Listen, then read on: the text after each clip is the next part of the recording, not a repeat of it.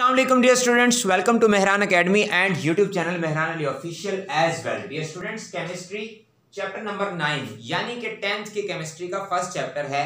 क्योंकि 9th की chemistry में 8 चैप्टर्स थे तो 9th की केमिस्ट्री स्टार्ट होती है चैप्टर नंबर 9 से। यानी वैसे इसको हम चैप्टर 1 भी कह सकते हैं, लेकिन जो कोडिंग है उसके मुताबिक हम इसको चैप्टर नंबर 9 ही कहेंगे। तो जी लेक्चर नंबर 1 10th केमिस्ट्री का लेक्चर नंबर 1 है जी। डियर स्टूडेंट्स, आपको खुशामदीद कहते हैं 10th की केमिस्ट्री में। चैप्टर का जी टाइटल है केमिकल इक्विलिब्रियम।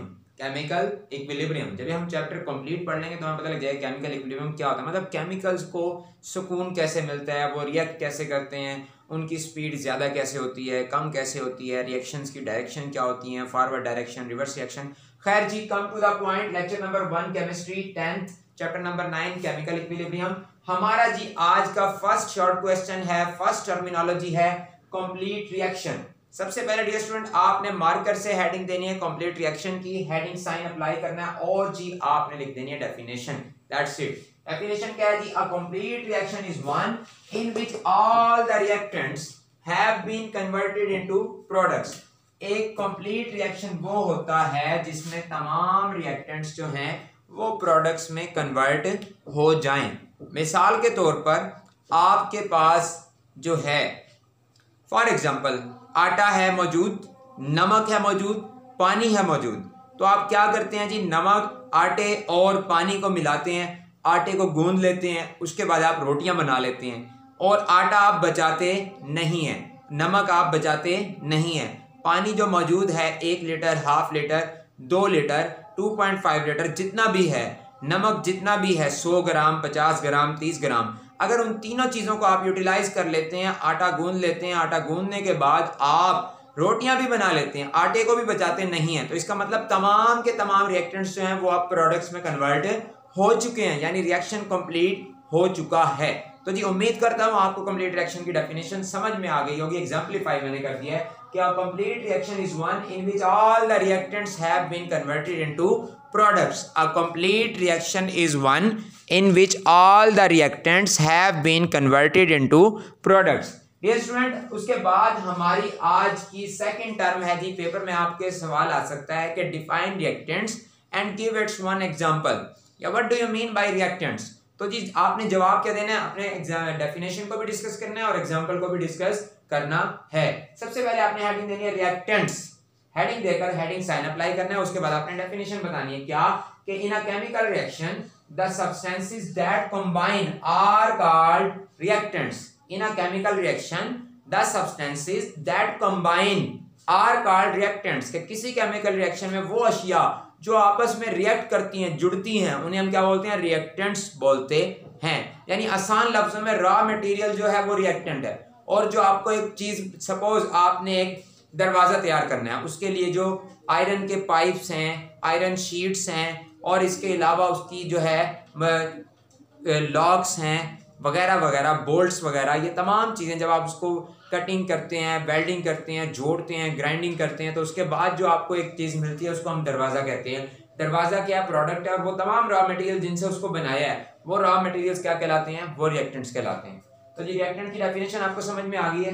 उसके बाद प्रोडक्ट्स की डेफिनेशन, आज की हमारी थर्ड टर्मिनोलॉजी प्रोडक्ट्स की आपने हेडिंग देनी है। फिर आपने बताना है कि इन अ केमिकल रिएक्शन, ये चीज़ दोनों में कॉमन है। रिएक्टेंट्स की डेफिनेशन के स्टार्ट में भी आपने लिखना है इन अ केमिकल रिएक्शन, प्रोडक्ट की डेफिनेशन के स्टार्ट में भी आपने लिखना है कि in a chemical reaction.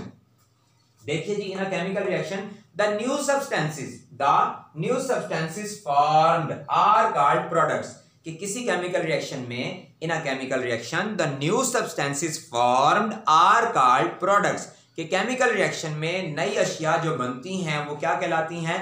Products कहलाती हैं। तो जी एग्जाम्पल की फिर आपने हेडिंग देनी है।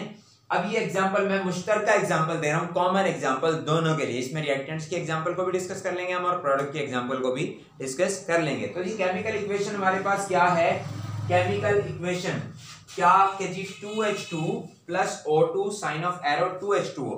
ये स्टूडेंट याद रखिएगा, हाइड्रोजन के 2 मोल्स हैं, ऑक्सीजन का 1 मोल है, और हाइड्रोजन और ऑक्सीजन गैसियस स्टेट में है। ये छोटा छोटा जी जो लिखा हुआ है ये। और जी साइन ऑफ एरो यानी single arrow. PT means platinum, platinum as a catalyst act करेगा इस रिएक्शन में। और जी हीट सप्लाई करेंगे तो क्या होगा? 2 मोल्स वाटर के बन जाएंगे। वाटर के कितने मोल्स बन जाएंगे? 2 मोल्स। और यहाँ पर हमने लिखा हुआ स्मॉल एल, यानी कि वाटर जो बनेगा वो लिक्विड स्टेट में होगा। तो जी हमने नीचे क्या करना है, दिस इंप्लाइज का साइन लगाना है, इससे थोड़ा सा खूबसूरती पैदा होती है।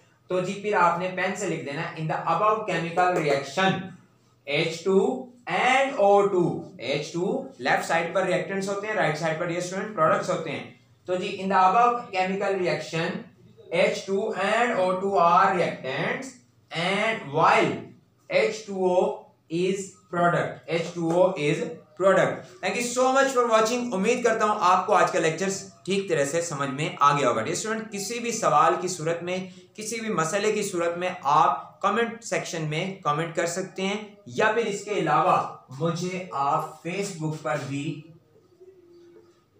कमेंट कर सकते हैं, और इसके अलावा जी आप व्हाट्सएप नंबर भी मेरा नोट कर सकते हैं, +923036711265। इस व्हाट्सएप नंबर पर भी आप मुझसे सवाल जवाब कर सकते हैं, और इसके अलावा कमेंट सेक्शन में आप कोई भी कमेंट कर सकते हैं, कोई भी से मुराद आप बता सकते हैं कि आपको इस सब्जेक्ट पर और इस टॉपिक पर लेक्चर चाहिए।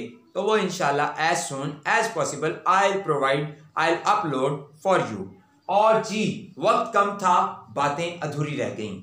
वक्त कम था, बातें अधूरी रह गईं। अच्छे लोगों से मुलाकातें अधूरी रह गईं। बाद में इन आंखों से पानी बरसा तो बहुत, बाद में इन आंखों से पानी बरसा तो बहुत, कौन कहता है कि बरसातें अधूरी रह गईं। तो जी इसके साथ ही इजाज़त चाहता हूँ, इजाज़त दीजिए। मैं हूँ आपका ट्यूटर, आपका टीचर मेहरान अली, और जी कैमरे की आंख और माइक्रोफोन के उस पार मैं हूं आवाज़े Pakistan Mehran Ali. Thank you so much for watching. Do not forget to subscribe this channel. Pakistan पाइंदाबाद, सुपुर्द मौला।